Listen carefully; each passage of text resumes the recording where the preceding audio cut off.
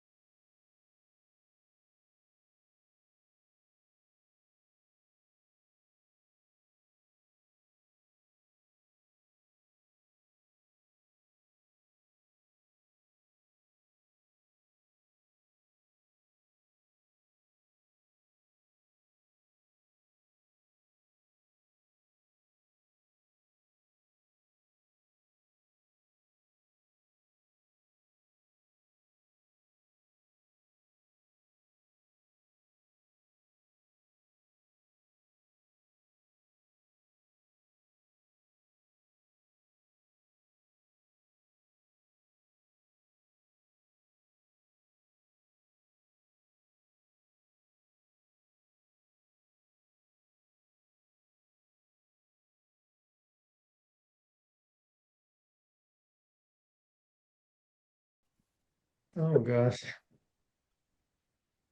But I'm sure she'll adapt to the environment. Yeah, I'm sure And she plus, will. I thought it was a creature that needed a planet with more argon on it. So are there just, I mean, what's in the atmosphere that Phlox and Hoshi can just kind of walk around They with? they drop it off on what we assume is like an M-class planet, meaning it Right, can right. support human life, Yeah, but it right. needs Right.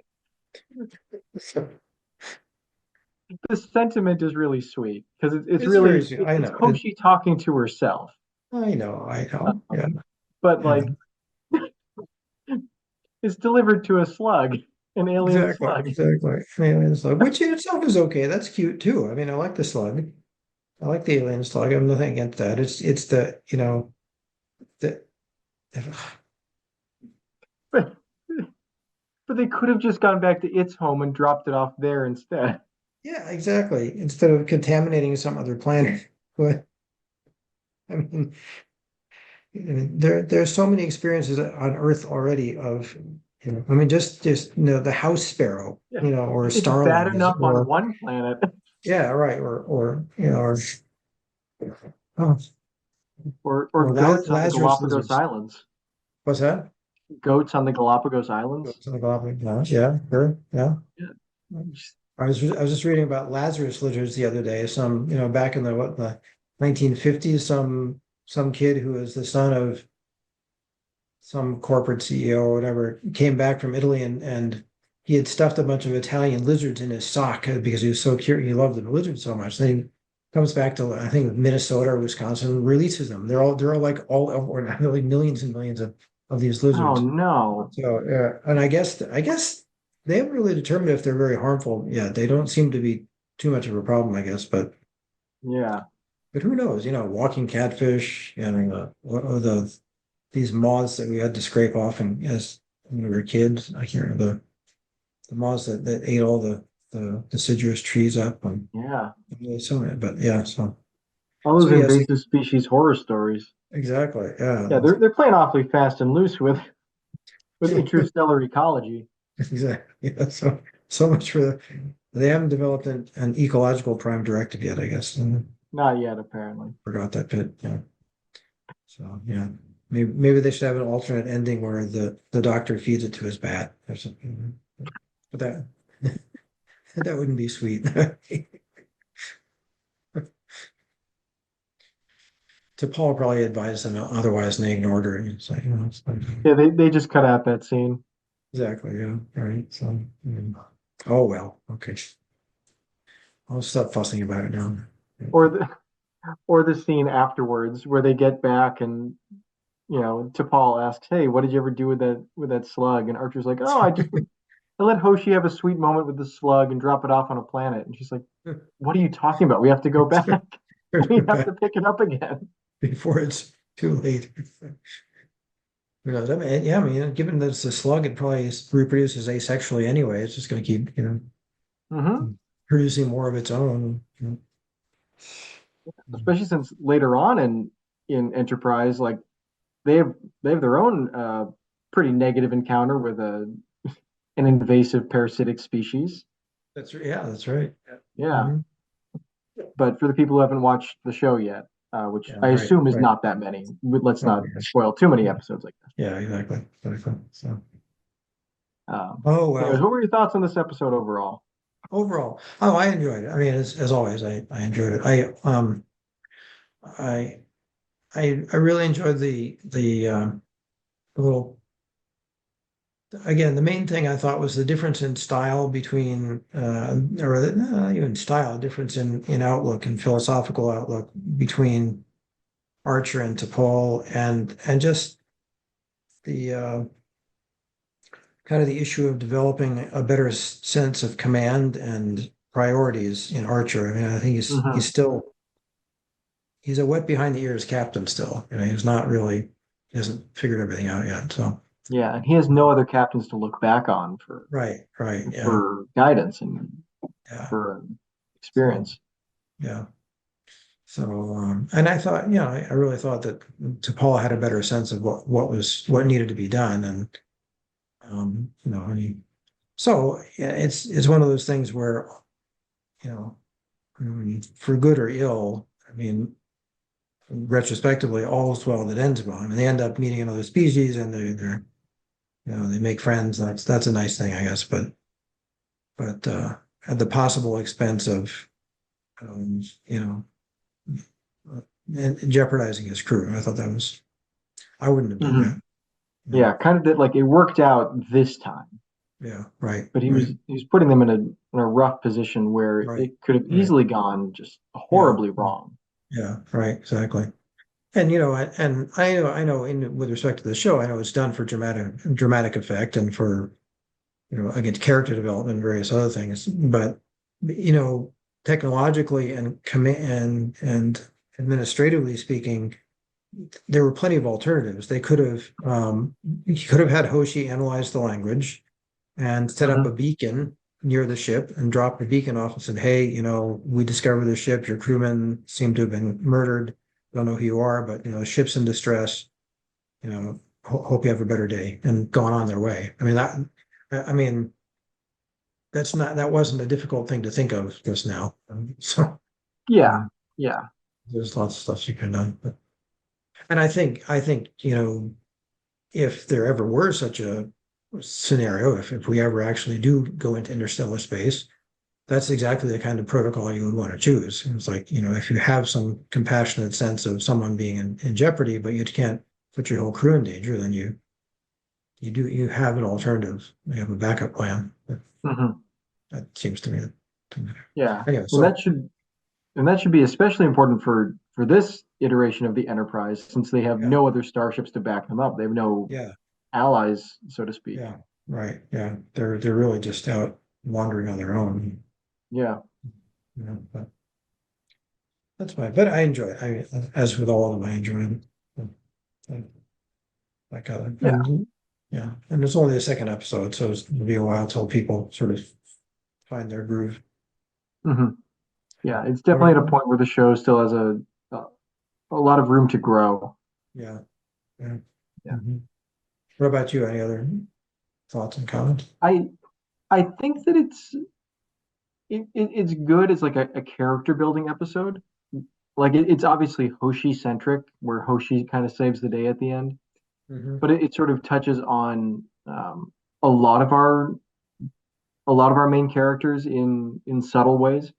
Like Yeah, the stuff that right. you were talking about with T'Pol and Archer. I'm not going to reiterate, but Yeah. for Hoshi in particular, it's all about her arc of being sort of like this a young shy ensign who's not really super Yeah, comfortable in right. space, but has a talent and a skill that kind of makes her vital to the mission. Mhm. Um, and a lot of her arc throughout the entire show is about her learning to get over her fears and insecurities and be able to put the mission ahead of herself, um, which is helped by the fact that she's not a selfish character. She wants to put the mission ahead of herself. She just finds it difficult. Yeah, Uh, yeah, and I think that's is part of what makes her a pretty endearing character. yeah, right. Um, Right. yeah, I kind of wish that there were more Hoshi centric episodes Mhm. throughout the series to develop her more. But I think she sort of gets to a point and then kind of plateaus because the show has to spend so much time on Archer, Trip, and T'Pol. Yeah, right, right, Um, but I think this was a good episode for like showcasing her talents and also showcasing her fears and hangups and how that'll right, be right, a part of right. who she is going forward. Yeah, yeah. And that's the nice, and that makes her a very relatable character. And Hmm.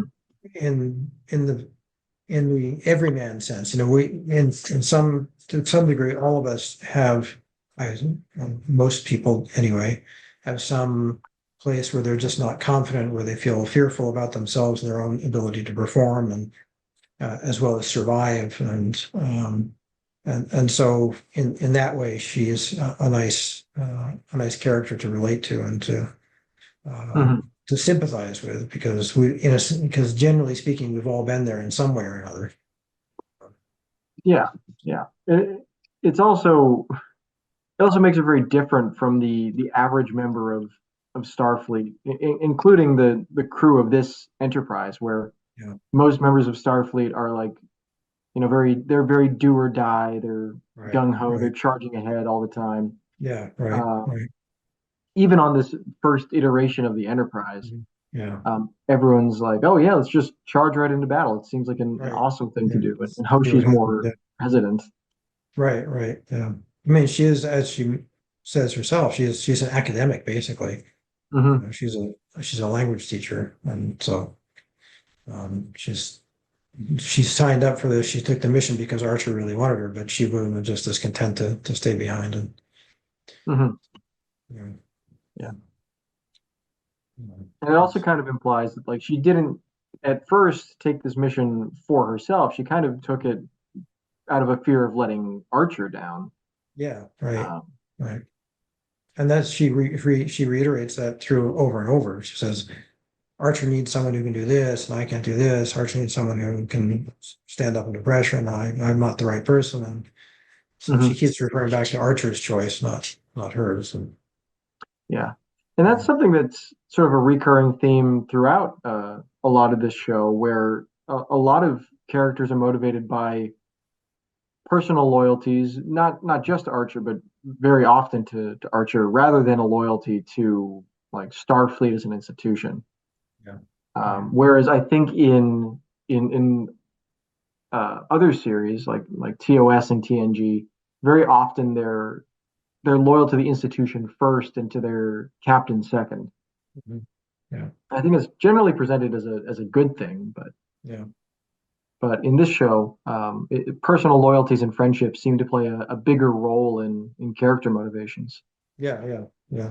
So, so, and that's Yeah. I think one of the other things that I find enjoyable and appealing about it. Mhm. Hmm. I want to see those relationships and why they're significant. Yeah, yeah. Neat. Yeah. Yeah, it's a fun episode. Yeah. Okay. So, well, we should maybe wrap things. I know I have to wrap things up. And, I got things to do also. much as I would love to stay in the Star Trek universe and for as long as possible. Yeah. Well, if I had more time, I would love to watch another episode with you. But Yeah, yeah, yeah. But unfortunately, we do not have that time right now. We'll keep at it though. Maybe we'll find another on some other day. We'll have a little more time to do two at once or double header. Now that'd be a treat. Yeah, and fun stuff. All right. Well, all right. So I guess we can say so long to our Hmm. loyal fans. And thanks once again for joining us here on this episode of Disengage. We hope you've had as much fun as we did. Uh, look forward to the next time for episode 3, Star Trek Enterprise. All right. Great. Thanks, everybody. All right. Bye. Bye.